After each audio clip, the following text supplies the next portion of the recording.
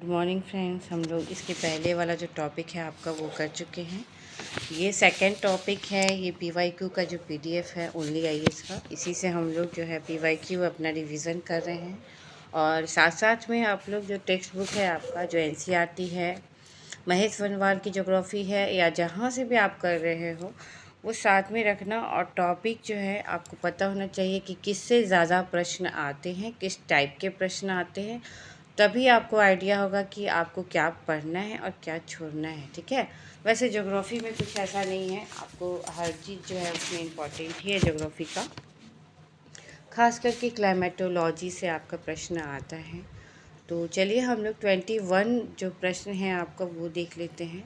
पहला क्वेश्चन है कि पार्थिव विकिरण की तुलना में आगामी सौर विकिरण से वायुमंडल अधिक गर्म हो जाता है। पहला स्टेटमेंट है ये। सेकंड स्टेटमेंट क्या है? वायुमंडल में कार्बन डाइऑक्साइड और ग्रीन हाउस गैस दीर्घ तरंगे विकिरण के अच्छे अवशोषक होते हैं। तो क्या सही है? सही क्या है इसको देखिए हम लोग। सही जो है आपका कि कथन एक सही नहीं है, क्योंकि वायुमंडल मुख्य रूप से पार्थिव विकिरण के द्वारा ही गर्म होता है, जो सौर विकिरण को अवशोषित करने के बाद पृथ्वी की सतह के द्वारा उत्सर्जित दीर्घ तरंगीय विकिरण है। पार्थिव विकिरण क्या होता है? जो सूर्य पृथ्वी को गर्म कर देता है, ठीक है, और जब पृथ्वी अपना ताप को फिर बाहर जो भेजती है, ठीक है, उनका ताप जो बाहर अंतरिक्ष की तरफ जाता है वो दीर्घ तरंग के द्वारा पृथ्वी वायुमंडल में भेज देती है, दीर्घ तरंगों के द्वारा। ये क्वेश्चन भी पूछा गया है कि किस रूप में, तो दीर्घ तरंगों के रूप में वायुमंडल को फिर से वापस पृथ्वी जो है उस विकिरण को भेज देती है, और यही पार्थिव विकिरण होता है। ठीक है। आप देखे होंगे 3 बजे से लेके 6 बजे तक के बीच में ना करीब ज़्यादा गर्म होता है। पृथ्वी सौर विकिरण को परावर्तित कर रही होती है उस टाइम में, और अब ये सौर ऊर्जा से प्राप्त जो ऊष्मा है उसको लौटा रही होती है। तो ये कथन जो है ना, पहला वाला जो आपका कथन है कि पार्थिव विकिरण की तुलना में जो जो सुबह वाला धूप होता है, जो सूर्य ले रहा है, ठीक है, तो सूर्य से जो पृथ्वी लेता है वो सौर विकिरण से क्या वायुमंडल अधिक गर्म होती है? नहीं, वायुमंडल गर्म होती है पार्थिव विकिरण से। ठीक है, सबसे ज़्यादा गर्म होती है आपका पार्थिव विकिरण से होती है। सूर्य जो है ऊर्जा से ज़्यादा पृथ्वी को विकिरण से मुक्त ऊर्जा के द्वारा हो जाता है, मतलब गर्म होता है, जो न्यूनतम तापमान बन जाता है उस टाइम। तो 12 बजे के आसपास आप देखोगे ना कि न्यूनतम तापमान रहता है, पर उतना नहीं रहता है, लेकिन आप देखोगे कि तापमान का जो चक्र है वो आपका पार्थिव विकिरण का टाइम जो होता है आपका, ये टाइमिंग है। और ये आपका जो एनसीईआरटी का बुक है उसमें बहुत अच्छे से दिया हुआ है। जो सूर्य ताप हम लोग लेते हैं और पार्थिव विकिरण, दो चीज़ होता है। जब सूर्य ताप पृथ्वी लेता है तो पृथ्वी गर्म हो रहा होता है, जो लघु किरणों से होता है। ठीक है, सूर्य ताप जो होता है वो लघु किरणों से प्राप्त होता है, सूर्य की ऊर्जा पृथ्वी को, और उष्मा में ये रूपांतरण होते रहता है। तो 12 बजे के करीब हम लोग देखते हैं ना कि पृथ्वी जो है सर्वाधिक ऊर्जा पृथ्वी को प्राप्त हो चुका होता है, लेकिन यही अधिकतम और उच्चतम तापमान यही नहीं होता है, क्योंकि ऊर्जा को ऊष्मा से स्थानांतरित करने में तो फिर टाइम लगता है। इसलिए मैंने कहा कि 3 बजे के बाद। ठीक है, तो ऊर्जा को ना ऊष्मा में स्थानांतरित होने में जब टाइम लगता है, ठीक है, तो 2 से 4 का जब समय है ना उसमें ज़्यादा गर्मी आपको पता चलेगा, क्योंकि वहाँ पे क्या होता है कि तापमान का जो वक्र है ऊपर उठ रहा होता है। ठीक है, तो सूर्य ताप से तापमान ज़्यादा नहीं मिल रहा है, जबकि पार्थिव विकिरण से मिल रहा है। और जब हम लोग एनसीईआरटी करेंगे तो ये आपका क्लियर कर देंगे बिल्कुल फिगर बना के। अभी के लिए ये वाला जो स्टेटमेंट है इसको पढ़िए। वायुमंडल मुख्य रूप से पार्थिव विकिरण के द्वारा गर्म होता है, ठीक है, जो कि सौर विकिरण को अवशोषित करने के बाद पृथ्वी की सतह द्वारा ऊर्जा उत्सर्जित दीर्घ तरंगीय विकिरण है। पार्थिव विकिरण क्या है? दीर्घ तरंगीय है। और सूर्य ताप क्या है? लघु तरंग से। ये क्वेश्चन पूछा है, तो ये बिल्कुल कन्फ्यूजन नहीं होना है। जबकि वायुमंडल कुछ प्रत्यक्ष सौर विकिरण को अवशोषित करता है। वायुमंडल प्रत्यक्ष सौर विकिरण को लघु तरंग के रूप में अवशोषित करता है, ये मैंने यहाँ पे आपको ऐड कर दिया है। या पृथ्वी की सतह से बाहर जाने वाला जो दीर्घ तरंग है उस विकिरण में जैसे कि आपको ग्रीन हाउस गैसेस रहते हैं, उसको अवशोषित किया जाता है, जो वायुमंडल को गर्म करने में एक भूमिका भी निभाता है। ठीक है, जो दीर्घ तरंग होती है यानी कि पार्थिव विकिरण के द्वारा जो आपका वायुमंडल में जा रहा है पृथ्वी की सतह से, तो उस टाइम ग्रीन हाउस गैसों के द्वारा भी अवशोषित होने के कारण भी वायुमंडल को गर्म करने में ये मुख्य भूमिका निभा रहा होता है। ये जो चित्र इसमें दिया है आप देखना, आप इसमें चित्र नहीं दिया है बट इसमें बातें ये की गई है कि उपयुक्त चित्र से, यानी कि ये कहीं से उठाकर इसमें पोस्ट किया गया है, शायद ये एनसीईआरटी का ही है। उष्मा की जो 100 इकाइयों में से ना 65 इकाइयाँ दीर्घ तरंग विकिरण के रूप में वायुमंडल के द्वारा अवशोषित कर ली जाती है। इस प्रकार स्थलीय विकिरण वायुमंडल के गर्म होने का प्रमुख कारण है। स्थलीय विकिरण हो या पार्थिव विकिरण हो, ये जो दीर्घ तरंगों के रूप में हम लोग वायुमंडल को वापस भेज रहे होते हैं ना, यही पार्थिव विकिरण होता है। और ये 65, अगर 100% में 65 चला ही गया, मतलब 65 वायुमंडल के द्वारा अवशोषित कर लिया गया, तो किससे गर्म हुआ वायुमंडल बताओ? ये तो कॉमन सेंस है आपका। सेकेंड नंबर सही है कि दीर्घ तरंग विकिरण वायुमंडल गैसेस, विशेष रूप से कार्बन डाइऑक्साइड और अन्य ग्रीन हाउस गैसों के द्वारा अवशोषित किए जाते हैं। इसका मुख्य कारण क्या है? उनकी आणविक संरचना उन्हें पृथ्वी की सतह से उत्सर्जित अवरक्त ऊर्जा को कंपन करने और अवशोषित करने में सहयोग करते हैं। एक तो ग्रीन हाउस गैसेस है, ठीक है, उसके अलावा जो उनकी जो आणविक संरचना होती है उसके कारण भी पृथ्वी की सतह से जो उत्सर्जित ऊर्जा है, जो पृथ्वी की सतह से जो उत्सर्जित हो रही, जो वायुमंडल की तरफ जो ऊर्जा जा रही है, उस ऊर्जा को कंपन करने और अवशोषित करने में ये सहयोग करते हैं, जो आपका ग्रीन हाउसेस गैसेस हैं। ठीक है, चलो इसमें हम लोग ये बॉक्सेस देखिए, बॉक्सेस में बहुत अच्छे से आपको समझाया गया है कि पार्थिव जब प्राकृतिक ग्रीन हाउस प्रभाव के बिना पृथ्वी का औसत तापमान 15 डिग्री सेंटीग्रेड से 18 डिग्री -18 डिग्री सेंटीग्रेड तक गिर जाएगा। यह गिरावट ग्रह को अधिकांश जीवित चीज़ों के लिए बहुत ठंडा बना देगी। महासागर जम जाएंगे और बड़े क्षेत्र बर्फ से ढक जाएंगे। खाद्य उत्पादन बाधित हो जाएगा, जिससे भोजन की कमी हो जाएगी। कई जानवर और पौधे मर जाएंगे क्योंकि वे ऐसी ठंडी परिस्थितियों में जीवित नहीं रह सकते। ग्रीन हाउस प्रभाव वायुमंडल से ऊष्मा ताप को अवशोषित करते हैं या पृथ्वी के तापमान को स्थिर बनाए रखता है। जो ग्रीन हाउस प्रभाव है वो वायुमंडल में से ऊष्मा और ताप को अवशोषित कर लेते हैं। ठीक है, और ये पृथ्वी के तापमान को स्थिर बनाकर रखते हैं। यह ऊष्मा तरल को तरल रूप में रहने में सहयोग करते हैं। पेड़ पौधे स्थिर बनाने का मतलब जो है, जो जैसे है वैसे उसको स्टेबल करने में हेल्प कर रहा है। ठीक है, पेड़ पौधा, जानवर और लोगों को एक रहने योग्य बना देते हैं। इसके बिना पृथ्वी एक रहने योग्य ग्रह नहीं होगी। यानी कि ग्रीन हाउस गैसेस का देखो कितना ही प्रभाव है। ये 2024 का क्वेश्चन है। 2025 वाला जो है इस PDF के जस्ट मतलब पहले में ही दिया हुआ है। 25 वाला क्वेश्चन हम लोग लास्ट में डिस्कशन कर लेंगे, अभी टॉपिक वाइज कर रहे हैं। ठीक है, चलो 22 नंबर प्रश्न देखो क्या कह रहा है। कह रहा है कि भूमध्य रेखा जो है, ओके, भूमध्य रेखा पर क्षोभ मंडल की जो मोटाई होती है ध्रुवों की तुलना में बहुत अधिक है। भूमध्य रेखा पर प्रबल संवहनीय धाराओं के द्वारा ऊष्मा को अधिक ऊंचाई तक ले जाया जाता है। उपयुक्त कथन में से क्या सही, कौन सा सही है? तो पहला तो सही है कि क्षोभ मंडल की जो वायुमंडल की क्षोभ मंडल में जो वायुमंडल है वो सबसे वायुमंडल की सबसे निचली परत है ये, और इसकी औसत ऊंचाई 13 किलोमीटर है। ध्रुवों के पास ये लगभग 8 किलोमीटर की ऊंचाई तक है और भूमध्य रेखा पर लगभग ये 18 किलोमीटर तक विस्तृत है।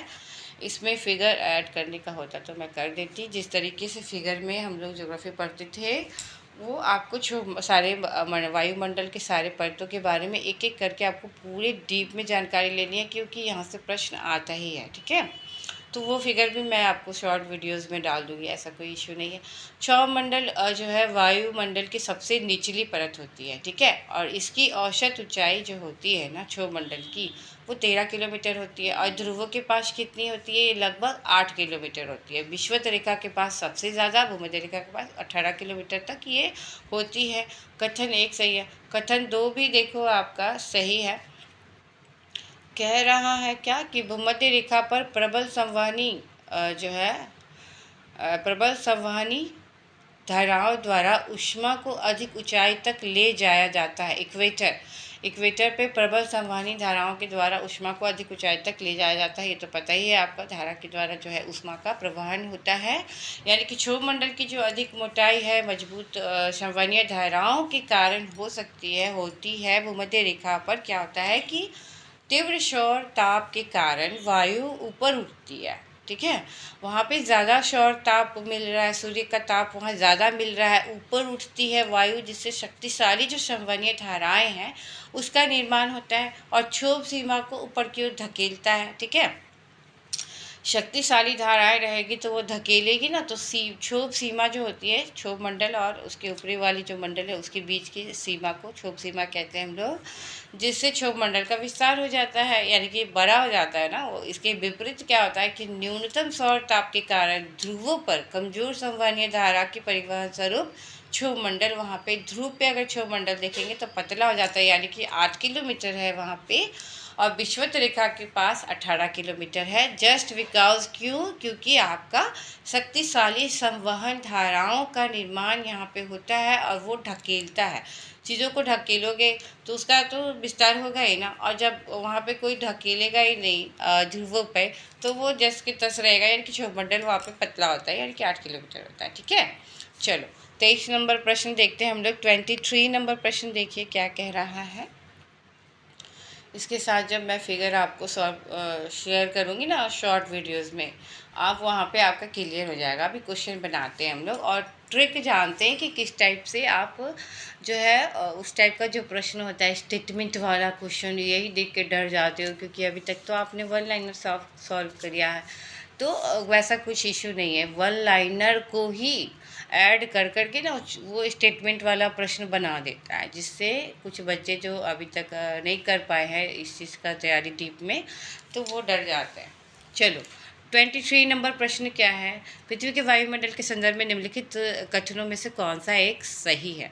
तो कौन सा एक सही है? वायुमंडल के बारे में बात हो रही है, तो आपका सी नंबर सही है। बाकी का भी देख लेते हैं। भूमध्य रेखा पर प्राप्त होने वाले सूर्य ताप की कुल मात्रा ध्रुवों पर प्राप्त होने वाले सूर्य ताप की कुल मात्रा की लगभग 10 गुनी है। गलत। अवरक्त किरणें सूर्य ताप के लगभग 2/3 भाग है, ये भी गलत है। सी आंसर आपका। अवरक्त तरंगे निचले वायुमंडल में संकेंद्रित जलवाष्प के द्वारा वृहद रूप से अवशोषित होती है। अवरक्त तरंगे सौर विकिरण की विद्युत चुंबकीय तरंगों के दृश्यमान स्पेक्ट्रम के भाग होते हैं। नहीं, सौर विकिरण के विद्युत चुंबकीय तरंगों के दृश्यमान स्पेक्ट्रम के भाग नहीं होते हैं अवरक्त तरंगे। सी आंसर आपका है। भूमध्य रेखा को ध्रुवों की तुलना में सूर्य का अधिक सीधा प्रकाश प्राप्त होता है, परंतु सूर्य ताप में यह असमानता 10 गुना तक नहीं है। भूमध्य रेखा और ध्रुवों के बीच जो सूर्य ताप होता है उसमें भिन्नता देखी जाती है। क्यों? क्योंकि पृथ्वी की वक्रता और उसकी धुरी के झुकाव के कारण। ठीक है, ये आपका आंसर है। ये जो उसके कारण होता है। क्यों? भूमध्य रेखा और ध्रुवों के बीच सूर्य ताप में भिन्नता क्यों होती है? क्योंकि पृथ्वी की वक्रता होती है और उसकी धुरी के झुकाव के कारण यहाँ पे भिन्नता उत्पन्न होती है, जिसके कारण सूर्य का प्रकाश अलग अलग अक्षांशों पर अलग अलग कोणों से पहुँचता है। ठीक है, अगर पृथ्वी झुकी हुई नहीं होती, उसकी वक्रता नहीं होती पृथ्वी की, तो आप इस चीज़ को कह सकते थे कि आप सब जगह जो है सूर्य का प्रकाश सेम पहुंचता है, तो ऐसा नहीं है। अब आइए इसको डिटेल में हम लोग देखते हैं। ये एक खासियत है, आपको ना बुक में बहुत ज़्यादा घुसने की आवश्यकता नहीं है। अगर आप पहले भी देख चुके हैं और बहुत डीप में पढ़ चुके हैं पहले भी, तो आप क्वेश्चन का प्रैक्टिस कीजिए। इसमें डिटेल बहुत अच्छे से दिया हुआ है, कोई भी आप PYQ सॉल्व कर सकते हैं। ऐसा कुछ नहीं है कि आप ओनली IAS का ही कीजिए। मेरे पास ये इसका PDF उपलब्ध था, तो मैंने इसको ही लिया, क्योंकि इसमें बहुत अच्छे से बॉक्स बना कर ना अच्छे से सॉल्व करके बताया गया है। ठीक है, तो सूर्य ताप में क्या होता है ना, सूर्य ताप में अंतर 10 गुना, मतलब 10 गुना की अपेक्षा नहीं होता, लगभग 2.5 गुना होने का ही अनुमान होता है। ठीक है, तो इस कारण से ये आपका जो है ए आंसर आपका नहीं होगा, क्योंकि 2.5 नहीं, 2.5 होता है, 10 गुना नहीं होता। ठीक है, चलो बी देखिए, बी विकल्प जो है आपका सूर्यताप पृथ्वी की सतह तक पहुंचने वाले सौर विकिरण की संपूर्णता को दर्शाता है। सूर्यताप के द्वारा पृथ्वी तक क्या पहुंचता है? सौर विकिरण। और ये विद्युत चुंबकीय विकिरण की एक विस्तृत श्रृंखला में शामिल हो जाता है। यद्यपि अवरक्त विकिरण सौर विकिरण का एक बड़ा हिस्सा है, लगभग 49% है, लेकिन यह सूर्यताप की 2/3 का प्रतिनिधित्व नहीं करता है। 2/3 कैसे हो जाएगा? अवरक्त विकिरण सौर विकिरण का 49% है। ठीक है, और ये जो है सूर्य ताप का 2/3 प्रतिनिधित्व तो नहीं करता, क्योंकि सूर्य ताप में तो दृश्य प्रकाश, परावैंगनी किरण और अवरक्त विकिरण के साथ साथ विभिन्न अन्य तरंगदैर्घ्य भी शामिल होते हैं। तो सूर्य ताप को एक बार बहुत अच्छे से कर लेना, महेश वनवाल की बुक से करना, और उसमें क्या है कि आपको बताया जाएगा कि सूर्य ताप में क्या क्या है। दृश्य प्रकाश है, परावैंगनी विकिरण है, अल्ट्रा जो आपका है, उसके बाद अवरक्त विकिरण भी है। तो अवरक्त विकिरण ही सिर्फ 2/3 नहीं हिस्सा लेता है, इसलिए कथन ये आपका स्टेटमेंट वाला क्वेश्चन गलत है। और ऐसे भी आप देखना ना कि जब किसी चीज़ का ईयर, अगर ईयर दिया रहे किसी चीज़ का, नंबरिंग वाला जो क्वेश्चन रहता है, जैसे 2/3 दिया है, तो आपका ये हमेशा गलत होता है। तो यहाँ पे आप अपना ट्रिक लगा सकते हो। विकल्प सी आपका सही है कि ठीक है, दीर्घ तरंग विकिरण मुख्य रूप से अवरक्त विकिरण के रूप में अवशोषित होता है। ठीक है, चलो तापमान में वृद्धि करता है, क्योंकि ये वायुमंडल के तापमान में वृद्धि करता है। दीर्घ तरंग जो होते हैं विकिरण, यानी कि पार्थिव विकिरण। और जल वाष्प क्या करता है? अवरक्त विकिरण का एक मजबूत अवशोषक होता है। जल वाष्प जो है अवरक्त विकिरण का एक मजबूत अवशोषक है निचले वायुमंडल में, जहाँ इसकी सघनता अधिक होती है। निचले वायुमंडल में यानी कि क्षोभ मंडल में जलवाष्प ज़्यादा है, सघनता अधिक है। यह पृथ्वी के उत्सर्जित अवरक्त विकिरण के एक महत्वपूर्ण हिस्से को अवशोषित कर लेता है। तो सी आंसर सही है। डी आपका गलत है, अवरक्त विकिरण दृश्य सीमा का हिस्सा नहीं है। अवरक्त विकिरण की तरंगदैर्घ्य दृश्य प्रकाश की तरंगदैर्घ्य से अधिक होता है, और यह मानव आंखों के लिए बोधगम्य नहीं है। ठीक है, चलो ये बॉक्सेस में कुछ ऐसा नहीं है, यहाँ पे आपको बताया गया है कि हिंट दिया गया कि आप किस तरीके से 10 गुना दे दे, तो आपको लगेगा कि अरे 10 गुना कहाँ से हो जाएगा। तो ये यहाँ पे वहाँ पे काट छाट कर सकते हो आप। एलिमिनेशन मेथड आपको पता होना चाहिए। हर कोई पढ़ के नहीं जाता है, यूपीएससी का क्वेश्चन वैसे ही सॉल्व किया जाता है, क्योंकि क्वेश्चन ऑलवेज रिपीट नहीं होता है बहुत ज़्यादा, सिर्फ आपका थीम रिपीट होता है। ठीक है, चल अब सेकंड वाला स्टेटमेंट के बारे में कहा रहा है कि 2/3 हिस्सा अवरक्त विकिरण होता है। तो सूर्य हमें इतना उज्जवल नहीं दिखता है कि अवरक्त विकिरण देख लें, मतलब 2/3 हिस्सा अवरक्त विकिरण का होगा, तो सूर्य बहुत ज़्यादा उज्जवल नहीं दिखता है, क्योंकि उसमें और भी सारा पराबैंगनी किरण ये सब रहते हैं। तो वो चीज़ है। सूर्य का अधिकांश प्रकाश हमें इसलिए दिखता है क्योंकि वह दृश्य स्पेक्ट्रम में होता है। ठीक है, सूर्य का अधिकांश भाग जो है हम लोगों को इसलिए दिखता है क्योंकि वह दृश्य स्पेक्ट्रम में होता है। ये आपको बहुत इंपॉर्टेंट है, जो आप प्रकाश चैप्टर पढ़े होंगे ना फिजिक्स में, वही काम आ रहा है। इसलिए ज्योग्राफी को ना साइंस कहा जाता है, और बहुत मज़ा भी आएगा आपको अगर आप साइंस आपका अच्छा है तो ये आप देखो, सूर्य का अधिकांश प्रकाश हमें इसलिए दिखता है क्योंकि वह दृश्य स्पेक्ट्रम में होता है। अतः यह कथन भी तर्क संगत रूप से नहीं है, क्योंकि हम लोगों को चारों बातें में सी आंसर आपका सही है। चलिए 24 ओके, 24 नंबर प्रश्न जो 2023 का आ गया, अब आपका 2024 खत्म। 24 में देखिए क्या कह रहा है। उष्णकटिबंधीय वर्षा वनों की मृदा पोषक तत्वों से भरपूर होती है। उष्णकटिबंधीय वर्षा वनों के उच्च ताप और आर्द्रता के कारण मृदा में विद्यमान जो है मृत जैव पदार्थ का द्रुत अपघटन होता है। तो इंग्लिश जिनका है वो तो इतना शुद्ध हिंदी समझेंगे भी नहीं, पढ़ेंगे भी नहीं। आप इंग्लिश वाला पीडीएफ खोल के सुन सकते हो। पीडीएफ आप भले अपना इंग्लिश वाला चला लेना। ठीक है, चलो तो आंसर है आपका कथन एक सही नहीं है। कथन एक गलत है और किंतु कथन दो सही है। यानी कि उष्णकटिबंधीय वर्षा वनों की मृदा पोषक तत्वों से भरपूर होती है। मृदा पोषक तत्व से भरपूर नहीं होती है उष्णकटिबंधीय वर्षा वन। और दूसरा आपका सही है कि उष्णकटिबंधीय वर्षा वनों के उच्च ताप और आर्द्रता के कारण मिट्टी में विद्यमान जो मृत जैव पदार्थ है उसके कारण उनका अपघटन हो जाता है। ठीक है, तो इसका आंसर हम लोग देखते हैं। चलो, डी इसका आंसर है। कथन एक जो है आपका गलत, कथन दो सही। उष्णकटिबंधीय वर्षा वन भूमध्य रेखा के निकट होता है। उष्णकटिबंधीय क्षेत्र के करीब ये पाया जाता है। इस प्रकार जो है वहाँ पे भारी वर्षा होती है भूमध्य रेखा के पास, और भारी वर्षा के कारण मिट्टियों का क्या होता है, बह जाता है ना मिट्टी, तो बहुत ज़्यादा पोषक तत्व कैसे हो जाएगा वहाँ पे बताओ, मिट्टी की अम्लता बढ़ जाती है, और अम्लता बढ़ने के कारण क्या होता है, पोषक तत्व कम हो जाते हैं, क्योंकि बारिश के पानी में क्या होता है, अम्ल होता है, अम्लीय वर्षा होती है। तो ठीक है, अब वो जो है अवशोषण की समस्या हो जाती है, या पोषक तत्व नहीं होते अवशोषित, और ये मिट्टी जो है बह जाते हैं, क्षालन हो जाता है। उष्णकटिबंधीय वर्षा वन पोषक तत्वों से भरपूर है। सेकेंड नंबर स्टेटमेंट क्या है कि सही है। उष्णकटिबंधीय वर्षा में भारी वर्षा वाले क्षेत्र होते हैं, और ये जो है जलवायु यहाँ का उष्ण और आर्द्र है, इसलिए मिट्टी में मृत कार्बनिक पदार्थों का तीव्र अपघटन या विघटन हो जाता है। जो मृत कार्बनिक पदार्थ है जो उनका विघटन हो जाता है। ठीक है, चलो 25 नंबर प्रश्न देखते हैं हम लोग। 25 भी आपका 23 यानी कि 2023-24 का ही अभी हम लोग पढ़ रहे हैं, 4-5 क्वेश्चन हो रहा है।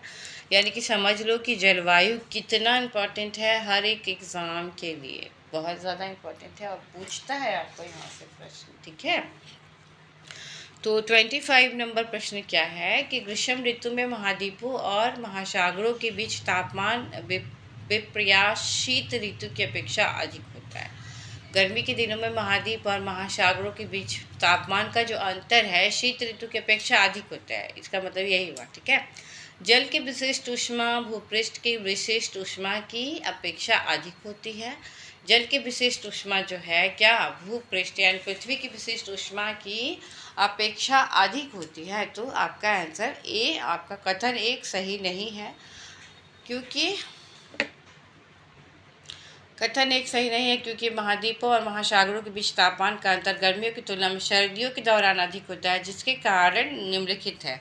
चलिए इसका कारण हम लोग देखते हैं, इसके कारण क्या है। ठीक है, क्वेश्चन भी आपके सामने होना चाहिए, तभी आप अच्छे से रीड कर पाओगे और समझ पाओगे। तो कथन एक सही नहीं है, कथन दो आपका सही है। ठीक है, महाद्वीप और महासागरों के बीच जो तापमान का अंतर होता है ना, गर्मियों की तुलना में सर्दियों में अधिक होता है, जिसके कारण निम्नलिखित होते हैं कि ग्रीष्म ऋतु में भूमि अपनी कम विशिष्ट ताप क्षमता के कारण जल की तुलना में अधिक तेजी से गर्म होती है।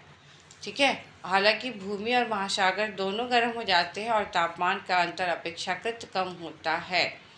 जब गर्म हो जाता है ना समुद्र, तो फिर ठंडा होने में उसको टाइम लगता है, इसलिए जो है आपका डिफरेंस ज़्यादा होता है। ठीक है, अब देखिए शीत ऋतु में भूमि जल की अपेक्षा अधिक तेज़ी से ठंडी होती है।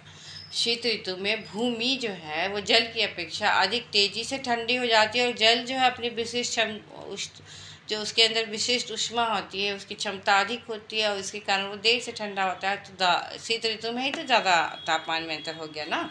इससे ठंडी भूमि और अपेक्षाकृत गर्म महासागरों के बीच तापमान अधिक अंतर हो जाती है। ठीक है, कथन दो आपका सही है। विशिष्ट ऊष्मा ऊर्जा की वह मात्रा है जो किसी पदार्थ के 1 ग्राम के तापमान को 1 डिग्री सेल्सियस बढ़ाने या कम करने में लगती है। विशिष्ट ऊष्मा क्या होती है, ऊष्मा ऊर्जा की वह मात्रा है जो किसी पदार्थ का 1 ग्राम का जो तापमान है उस तापमान को 1 डिग्री सेल्सियस बढ़ाने या 1 डिग्री सेल्सियस कम करने में जो लगता है वो चीज़। जल की विशिष्ट ऊष्मा शुष्क मृदा की तुलना में अधिक होती है। इस प्रकार जल जो है भूमि की तुलना में अधिक धीरे धीरे ऊष्मा का अवशोषण और उत्सर्जन करता है, इसलिए देर से ठंडा होता है। ठीक है, चलो तो हिंट वाला भी देख लेते हैं क्या कह रहा है। कथन एक क्या है, आपका ग्रीष्म ऋतु में महाद्वीपों और महासागरों के बीच तापमान में अंतर शीत ऋतु की अपेक्षा अधिक होता है। तो ये गलत हो गया, क्योंकि शीत ऋतु में ही ज़्यादा तापमान में अंतर होता है। इसलिए कथन 1 गलत, कथन 2 सही। हिंट क्या कह रहा है? हिंट कह रहा है कि जो स्थल है और महासागर के बीच तापमान के अंतर का मूल्यांकन करते समय हमें यह भी आकलन करना जरूरी होता है कि कौन सा मौसम अधिक संख्यात्मक तापमान अंतर प्रदर्शित करता है। तो आपको पता है ये शीतकाल में हम लोग न्यूज़ में भी देखते होंगे ना, शीतकाल में जो है ये जो तापमान वाला जो देता है मौसम। तो शीतकाल में -20 डिग्री सेल्सियस से भी कम तापमान तक ठंडा हो सकता है, जबकि निकटवर्ती महासागर का जो तापमान है 10 से 20 डिग्री सेल्सियस के आसपास ही रहता है, जिसके परिणाम स्वरूप 30 से 40 डिग्री सेल्सियस का तापांतर दोनों में हो सकता है, स्थल में और महासागर में। इसके विपरीत ग्रीष्म काल में क्या होता है, स्थल का तापमान 45 से 50 डिग्री सेल्सियस। अभी पटना खोल रहा है बिल्कुल, जो मतलब अभी तो आज का मौसम नहीं बता रहे, आजकल का तो ठीक है, बट इसके पहले हम लोग 44 डिग्री तक देख लिए थे कि पटना में बहुत गर्मी है। लेकिन महासागर जो आमतौर पे ना केवल 30 डिग्री सेल्सियस तक ही गर्म हो पाता है, और स्थल तो ज़्यादा हो जाता है। तो इससे क्या होता है, तापांतर 15 से 20 डिग्री ही सेल्सियस सीमित रहता है। अगर आपको नंबर से समझ में आ रहा है तो आप ऐसे भी समझो कि तापांतर गर्मी में कम हो रहा है, जबकि देखिए कि जो स्थल बहुत ज़्यादा ठंडा हो जाता है और महासागर उतना 10 से 20